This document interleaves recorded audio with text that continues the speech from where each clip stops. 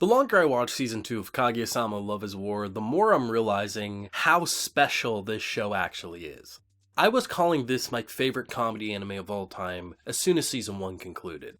This show is absolutely phenomenal. Anyone who's been watching these reviews knows how much I love this show, but the thing with Kaguya-sama is what I loved about season 1. It still is alive and well, that ridiculous comedy, the adorable and sometimes creepy facial reactions, and just how they constantly shift up the art style. It's amazing, it's glorious, it's completely wild, and is very hard to compare to a lot of anime, and the times that you can compare it, they're very far and in between the ridiculous, unique shots that just scream Kaguya-sama and not a copy and paste of what came before. Even though that type of stuff is still alive and well, the fact that season 2 has continued to escalate and change up the formula, giving it a lot more connected plot lines with every single story that every episode has. The fact that there's a decent amount of serious content in this season. The fact that it actually feels like the progression of the love between Kaguya and Miyuki is actually happening, and it isn't something that's gonna stay a will they won't they forever. And even once it does happen, you can kind of see the potential of them continuing the story afterwards,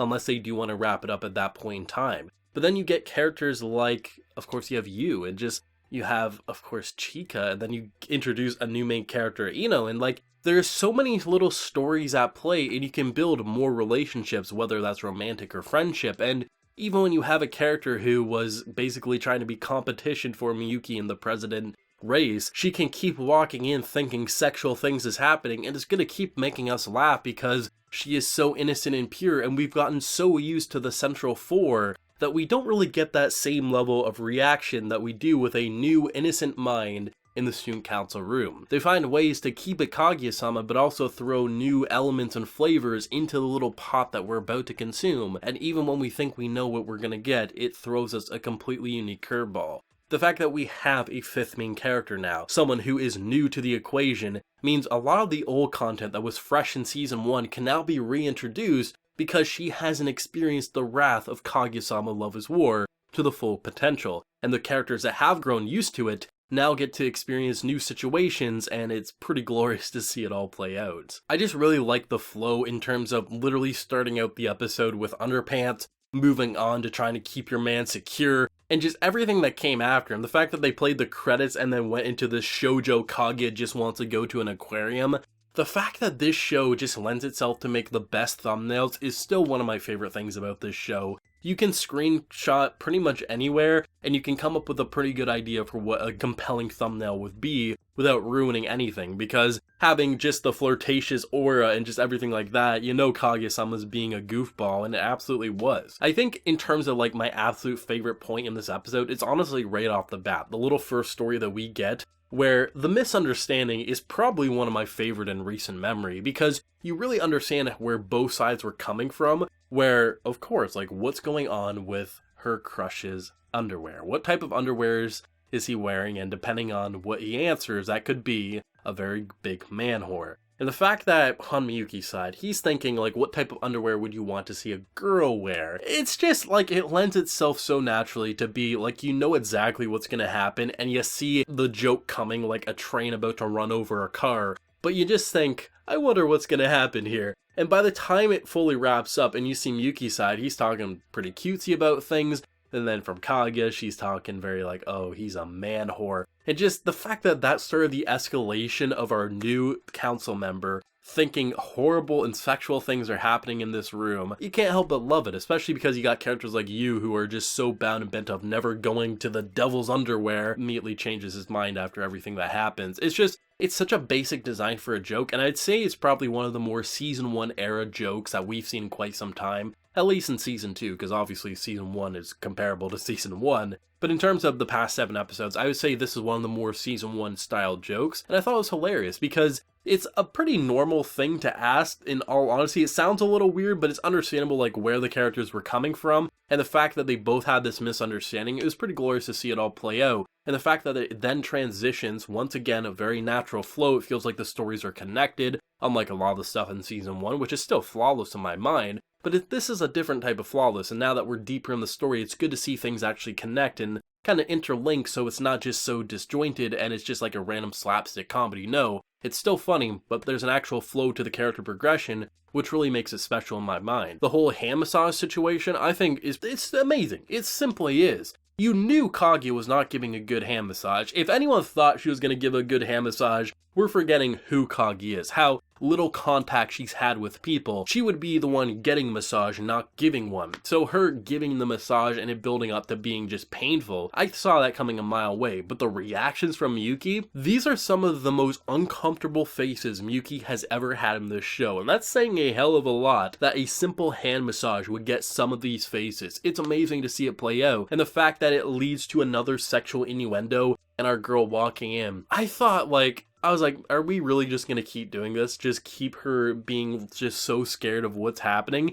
And it's amazing because then it leads into the third one where she sees them basically all bondaged up, at least in her eyes. She thinks tape over the mouth. She's probably thinking the worst bondage porn ever because she's so inexperienced and she doesn't know what she's seeing. This girl is quickly rising up my rankings of who I want to see on screen at all possible moments, and partially because she's a new face, she has a new element that we haven't seen before. But the fact that she is so innocent and these characters just get roped into such ridiculous situations, I want to see her more and more. And her faces and just her little addition to this episode, it didn't distract, but it definitely enhanced quite a bit that, in a way, I wasn't expecting. I'm really excited to see where her character is going to go, both on the actual serious level, but just some of her comedy situations. Because characters like Chika and just Yu and Miyuki and Kaguya, they're going to get her roped into situations both on a misunderstanding level and something she is going to understand, but just question why the hell is she a part of the student council, and I'm really looking forward to that. The whole hand massage situation, you could also argue, is pretty season 1 era, but it was nice because you understand where everyone was coming from, and it was just nice how it then leads into just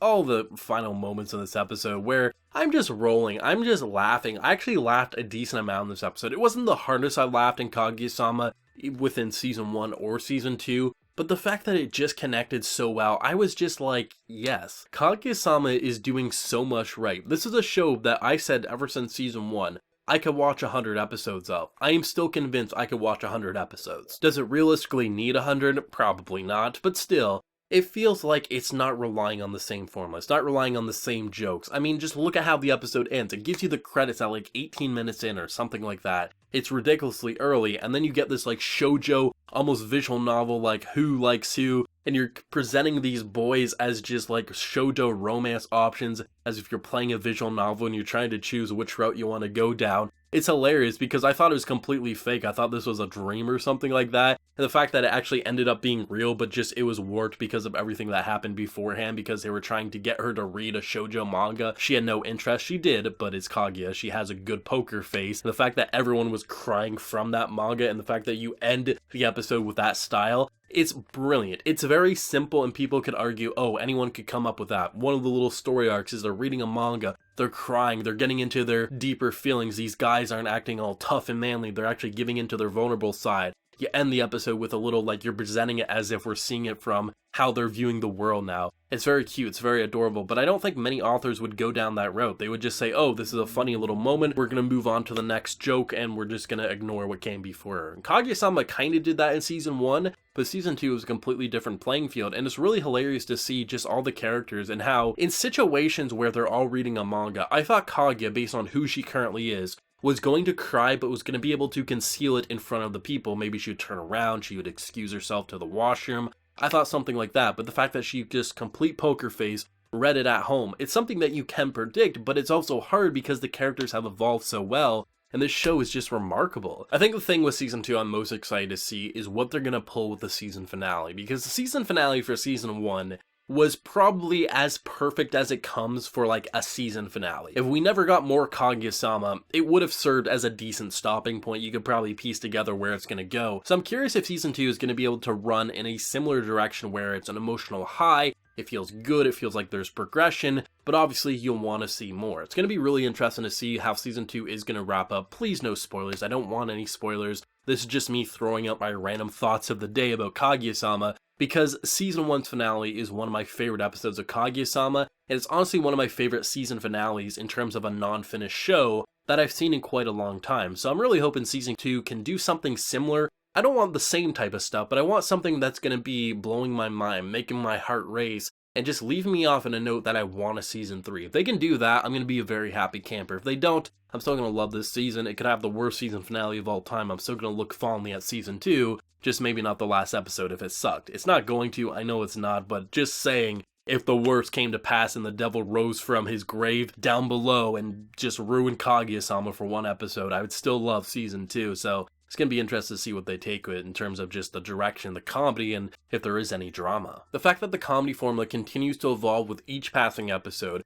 that it still feels like the same show we started out with season 1, episode 1, but is so much better and more fleshed out in terms of its comedy, in terms of its actual romance plotline, the character arcs, and just everything like that is fantastic. And the fact that the visuals are still finding new ways to freshen up what we've seen. Every episode I see a face, a style of art that I haven't seen in Kaguya-sama to date, and that's saying a hell of a lot. Eventually you should run out of ideas, but Kaguya-sama hasn't, and I doubt it ever will. This is an amazing show, still one of my favorites of all time, and I can't wait to see where it's going to continue to go with each passing episode, but as always, let me know your thoughts and opinions down in the comment section below. If you enjoyed the video, be sure to leave a like, show your support, remember to hit that subscribe button if you happen to be new around here. So until next time everyone, please take care and have a good one.